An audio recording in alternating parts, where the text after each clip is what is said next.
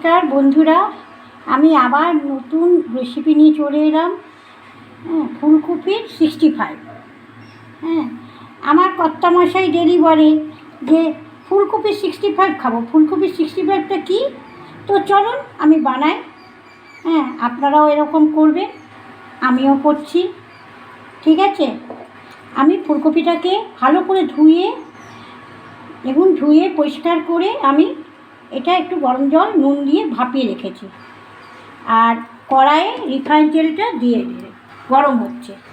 এবার আমি এক এক করে সামগ্রীগুলো দিচ্ছি, সামগ্রীগুলো মাখবো। ঠিক আছে, এই দেখুন আমি ভাপিয়ে কিন্তু আমি 5 মিনিট ঢেলে 5 মিনিট ঢেকে রেখেছিলাম, সিদ্ধ হয়ে গেছে। ঠিক আছে, এবার আমি সামগ্রীগুলো দিচ্ছি। খুব সুন্দর একটা টেস্টি স্পাইসি জিনিস টিফিন ফুলকপি 65। চালগুড়ি দিচ্ছি, তারপরে দিলাম বেসন দিচ্ছি, তারপরে দিচ্ছি টক দই দিচ্ছি,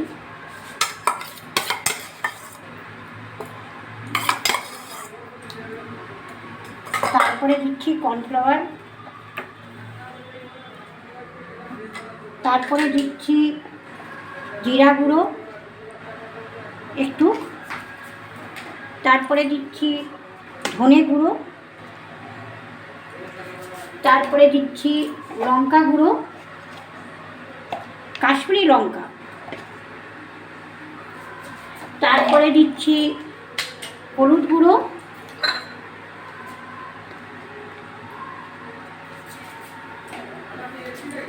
তারপরে দিচ্ছি আমচুর মশলা, আমচুর পাউডার, তারপরে দিলাম গরম মশলা, তারপরে দিচ্ছি চাট মশলা, তারপরে দিচ্ছি গোলমরিচ গুঁড়ো, তারপরে দিচ্ছি টমেটো সস, তারপরে দিচ্ছি সোয়া সস, তারপরে দিলাম আদা রসুন আমি পেস্ট করে রেখেছিলাম, ছাড়িয়ে বেশ ভালো করে পেস্ট করে রেখেছিলাম, তারপরে দিচ্ছি নুন, স্বাদ অনুসার নুন, আর তারপরে দিলাম তেলটা যে গরম করে রেখেছি, গরম তেলটা আমি একটু দিয়ে দিলাম। এবার আমি মেখে নেব। তারপরে দিলাম একটু জল, তারপরে আমি ভালো করে মেখে নিচ্ছি। আমি জোয়ানটা একটু ঝেড়ে রেখেছিলাম, সব শেষে আমি জোয়ান দিলাম, দিয়ে এটাকে মিশ্রণটাকে ফাটাবো ভালো করে।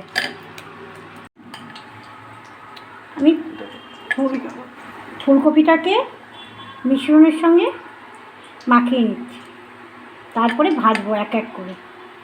দেখুন মিশ্রণটার মধ্যে দিয়ে আমি তেলটা রিফাইন তেল, সাদা তেলে আমি করছি, এর মধ্যে এক এক করে ছেড়ে দিলাম।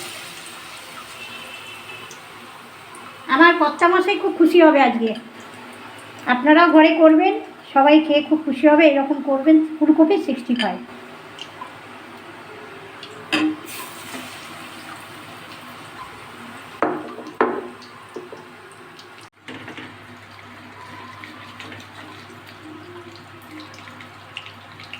তুলে নিচ্ছি,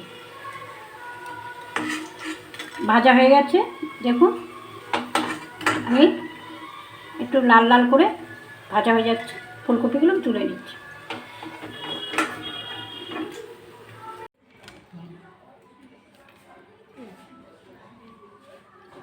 আজকে রেসিপি ফুলকপি 65, খুব সুন্দর একটা টেস্টি স্পাইসি কুড়মুড়ে রেসিপি ফুলকপি 65। কেমন লাগছে আপনাদের প্লিজ কমেন্টে জানান, ফলো করুন, আমাকে লাইক করুন, সাপোর্ট করুন। খুব সুন্দর একটা রেসিপি। ধন্যবাদ।